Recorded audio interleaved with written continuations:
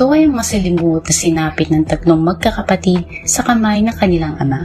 Noong July 28, 2018 ay nagpasya sina Cristina na may edad na 19 years old, si Angelina na may edad na 18 years old, at si Maria na may edad na 17 years old na patayin ang sarili nilang ama dahil sa paulit-ulit na pangmamaltrato at panglalapastangan nito sa kanila.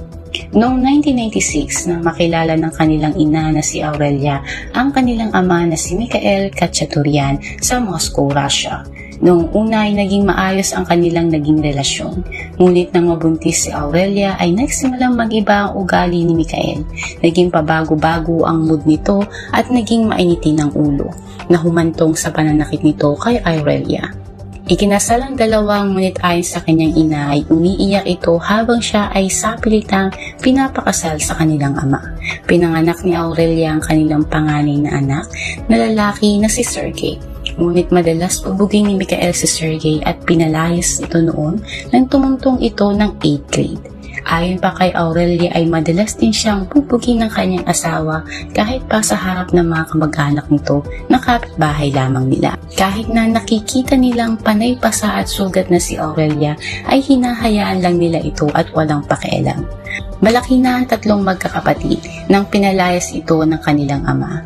Dahil ayon dito ay nanlalalaki daw ito at ang kanilang panganay na kapatid na babae na si Cristina ay marahil hindi daw nito anak. Matapos paalisin ng ama ang kanilang ina ay nanatili pa din ang tatlo sa poder ng kanilang ama dahil wala naman silang magagawa dahil ito ang gusto ni Mikhail. Makalipas lang ng ilang linggo mula nang umalis ang kanilang ina ay nagsimula na ang pang-aabuso nito sa kanila. Si Cristina ay pinatawag nito sa kanyang kwarto at ginahasa. Iyak ng iyak ang kanilang kapatid sa pang-aabuso ng kanilang ama at nasundan pa ito. Isang beses ay naisugod nila ito sa ospital dahil uminom ng napakaraming sleeping pills at nagtangkang magpakamatay. Ayon dito ay dahil sa pilitan siyang pinasubo ng kanyang ama na maserang parte ng katawan nito. Ngunit nang tanungin ng mga doktor ang kanilang ama, ang sabi lang nito ay nagkamali lang ng inom ng gamot ang kanyang anak. Ayon pa sa magkakapatid, pagka-uwi nila galing school ay palagi silang inuutusan ng kanilang ama. Sinasaktan sila nito pag hindi sila kaagad nakakalapit oras na tinawag sila nito. Ultimo, pagbubukas ng bintana na kalapit lamang nito ay iuutos pa sa kanila. May mga araw na binubugbog sila nito pag may inutos ito na hindi agad nila nagawa. Hindi natapos kay Cristina ang pang-aabuso ni Mikhail. At kahit ang dalawa pang nakababata nitong kapatid na sarili din niyang anak ay kanyang ginagahasa at ginagamit ng paulit-ulit. At walang magawa ang magkakapatid dahil tinatakot sila nitong papatayin. Madaming armas si Mikhail sa kanilang bahay. Meron itong mga baril, shotgun, mga itak at kutsilyo. Sinubukan magsumbong ng magkakapatid sa kanilang lola at mga tiyuhin na kapitbahay lang nila, ngunit hindi sila pinansin ng mga ito. Nagsumbong sila sa kanilang ina at nireport sa pulis ang nangyari, ngunit wala din itong nagawa dahil malapit na kaibigan ni Mikhail ang kasalukuyang hepe sa kanilang lugar. Napansin ng mga guro ng mga bata na hindi na halos nagpapasok ang mga ito sa school, kaya minsan ay binisita nila ito sa kanilang bahay. Ngunit agad silang pinaalis ni Mikhail. Tinuloy pa din ng tatlong magkakapatid ang kanilang pag-aaral. Isang araw na umuwi ang kanilang ama ay galit na galit ito nang makitang makalat ang bahay dahil hindi sila agad nakapaglinis dahil kakauwi lang nila galing eskwelahan. Sa galing to sa kanila ay isa-isa sila nitong inisprayan ng pepper spray sa mukha. Si Cristina ay mayroong asthma. Matapos maisprayan ng pepper spray ay halos hindi na ito makahinga. Natakot sina Angelina at Maria dahil akala nila ay mamamatay na ang kanilang kapatid. Pinainom nila ito ng gamot nito sa asthma at hinayaang makapagpahinga. Noong gabi ay nagplano ang dalawang nakababatang kapatid na patayin ang kanilang ama dahil hindi na nila ito mapapatawad sa ginawa nito na muntikan na ang ikamatay ng kanilang kapatid. Kinuha ni Angelina ang martilyo at kinuha naman ni Maria ang kutsilyo na nasa kotse ng kanilang ama.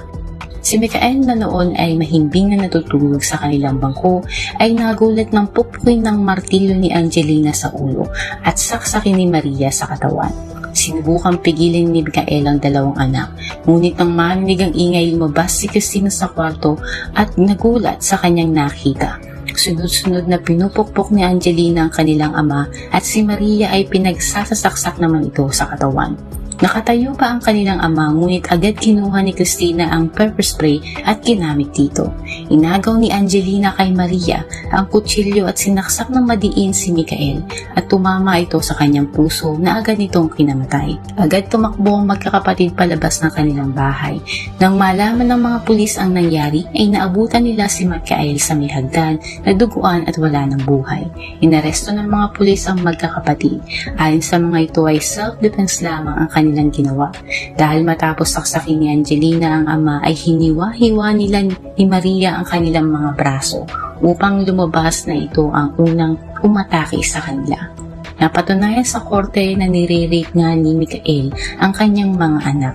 Ayon sa physical exam na ginawa ng mga doktor sa mga dalaga, ay nakita nilang ang pang-aabuso ginawa ng kanilang sariling ama.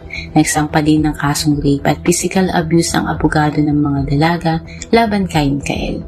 Ayon naman sa lola ng mga bata o ang ina ni Micael, ay wala silang matatanggap na kahit na anong pamana mula sa kanilang ama at pinalayas ito sa kanilang bahay at binawi din ang apartment na sana'y ipapamana kay Cristina.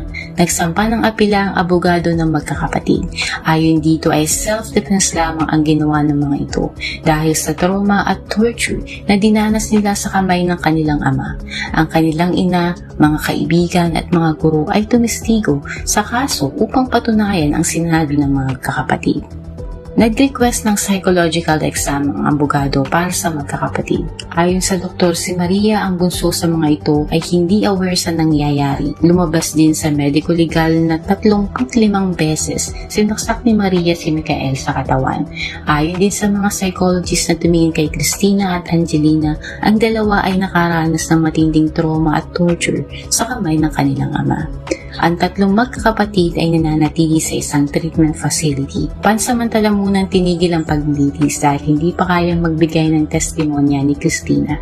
Hanggang sa kasalukuyan ay nililitis pa din ng kaso. Umaasa ang kanilang ina na tuluyan na mapawalang sala ang kanyang mga anak at makapamuhay ng normal katulad ng ibang kabataan.